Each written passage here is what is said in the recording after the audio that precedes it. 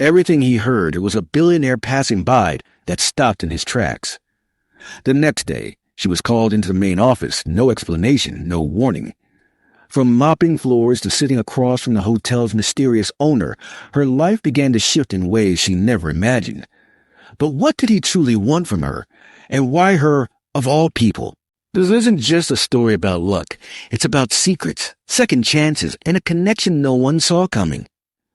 Ready to find out what happens next? The sound of the alarm sliced through the stillness like a buzzsaw. 5 a.m. again. Emily Tawes reached for her old clock radio and silenced it with a groggy swipe. Staring at the cracked ceiling of her small Queens studio apartment, the flickering shadows from the street lamp outside danced on the peeling paint, reminding her of ghosts she hadn't invited.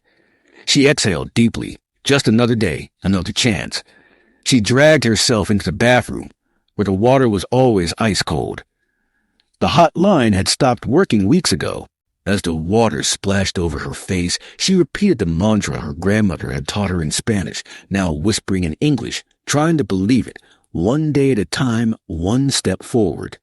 By 6:30 a.m., she was already clocking in through the back entrance of the Atoria Grand Hotel, a historic five-star in Manhattan's Upper East Side. Her name tag read, Housekeeping Emily. Today she cleaned the 5th floor. Rooms, hallways, the executive lounge, maybe helped in the breakfast buffet if short-staffed. She was fast, focused, and invisible, just as they liked her. But Emily was not who she appeared to be.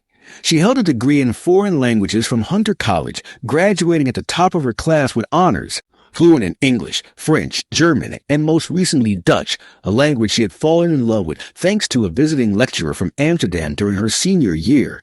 They had kept in touch, and he had mentored her virtually ever since. Yet life had other plans.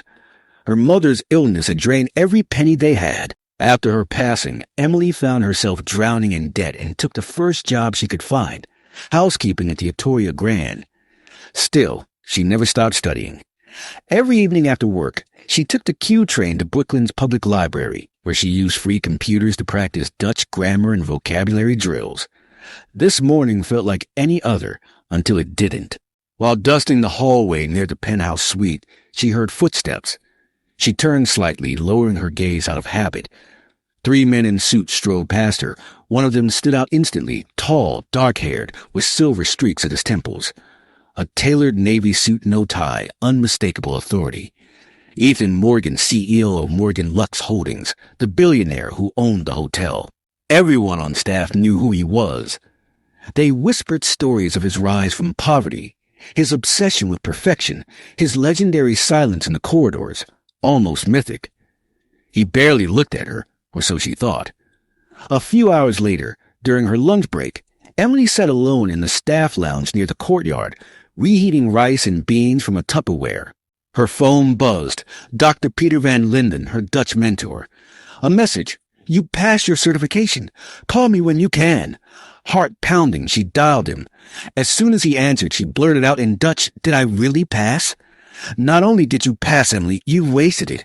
You're now officially certified at a professional fluency level in Dutch.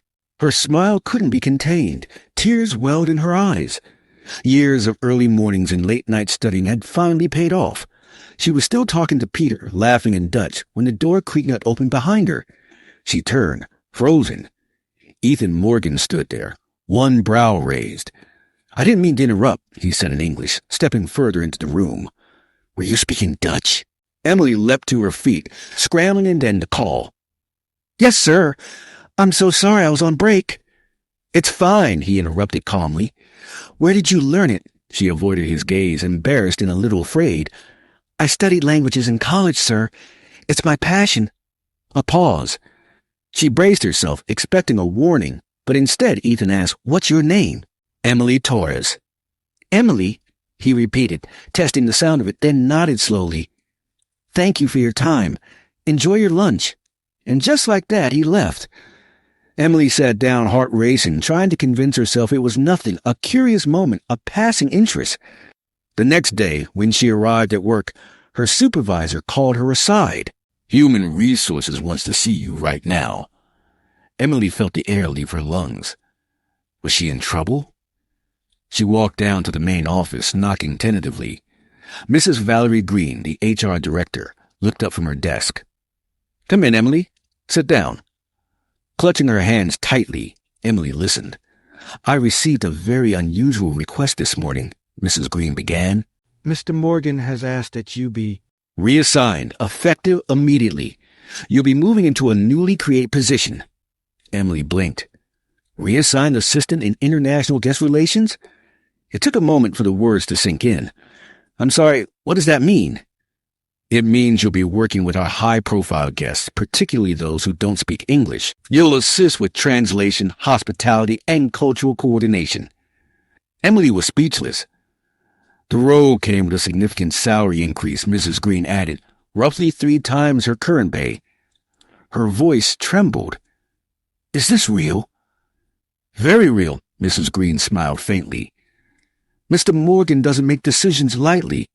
He says your talents are wasted where you are. You start today. He'd like to see you in his office after lunch." As Emily left HR, her mind spun. Passing the same hallway she'd mop each morning now looked different. Everything glowed with new significance.